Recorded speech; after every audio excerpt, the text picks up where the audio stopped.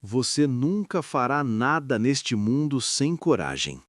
É a maior qualidade da mente depois da honra.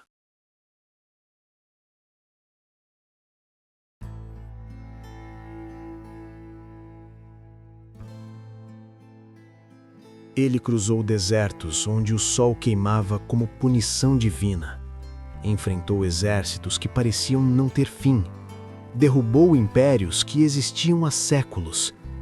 E morreu antes dos 33 anos. Alexandre não foi apenas um rei, foi um terremoto na história. Um homem que sonhou com o mundo inteiro e quase o tomou nas mãos. Mas toda chama que arde intensa demais consome a si mesma. Contexto histórico inicial: o século IV a.C. Estamos no século IV a.C. A Grécia, outrora unida contra invasores persas, agora estava fragmentada. Atenas e Esparta haviam se enfraquecido na longa e devastadora Guerra do Peloponeso. Tebas surgira como potência momentânea, mas também declinara. O mundo grego estava dividido, cansado e vulnerável. Ao norte, porém, uma força crescia. A Macedônia, sob o rei Filipe II, modernizou seu exército e transformou-se numa potência militar disciplinada e temida. Filipe introduziu a falange macedônica, com lanças longas como muralhas móveis, e construiu uma máquina de guerra quase inaparável. Quando Filipe foi assassinado em 336 a.C., seu filho, Alexandre, herdou o trono. Tinha apenas 20 anos. Muitos o consideraram jovem demais, frágil demais, inexperiente demais. Mas o século IV a.C. estava prestes a testemunhar algo que nenhum outro século veria novamente. Ascensão e preparação, o jovem rei e seu destino. Antes de empunhar a espada como rei, Alexandre fora moldado por duas forças poderosas, o pai guerreiro e o filósofo Aristóteles. Com Aristóteles, aprendeu sobre ciência, política, literatura e o ideal heróico de Aquiles. Não era apenas um estudante, era um jovem que se via destinado à grandeza. Quando assumiu o trono, revoltas explodiram. Cidades gregas testaram sua autoridade. A resposta foi rápida e implacável. Tebas rebelou-se. Alexandre marchou contra ela e a destruiu quase por completo. Casas queimaram, muros caíram. A mensagem ecoou pela Grécia. O novo rei não era fraco. Com a Grécia subjugada, Alexandre voltou-se para o leste. Seu objetivo não era apenas vingança pelas antigas invasões persas, era algo maior. Era a conquista do Império Persa, o maior poder do mundo conhecido. Em 334 a.C., atravessou o Helesponto com cerca de 40.000 homens. Ele não estava apenas invadindo a Ásia, estava desafiando a ordem do mundo. O clímax: a queda da Pérsia. As batalhas vieram rápidas. No Rio Grânico, Alexandre liderou pessoalmente a cavalaria, quase sendo morto em combate. Sobreviveu por pouco e venceu. Em isso, enfrentou o próprio rei persa, Dário III. O exército persa era maior, mais numeroso, mais experiente, mas Alexandre atacou diretamente o centro inimigo. Dário fugiu. A imagem de um rei dos reis em retirada mudou tudo. O confronto decisivo veio em 331 a.C., na planície de Gaugamela.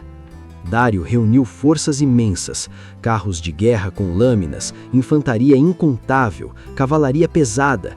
Era uma tentativa final de esmagar o invasor macedônio. Alexandre tinha menos homens, mas tinha estratégia e audácia. Avançou em diagonal, forçando uma brecha na linha persa. Então, como um raio, lançou-se direto contra Dário. Mais uma vez, o rei persa fugiu. Com isso, o Império Aquemênide desmoronou.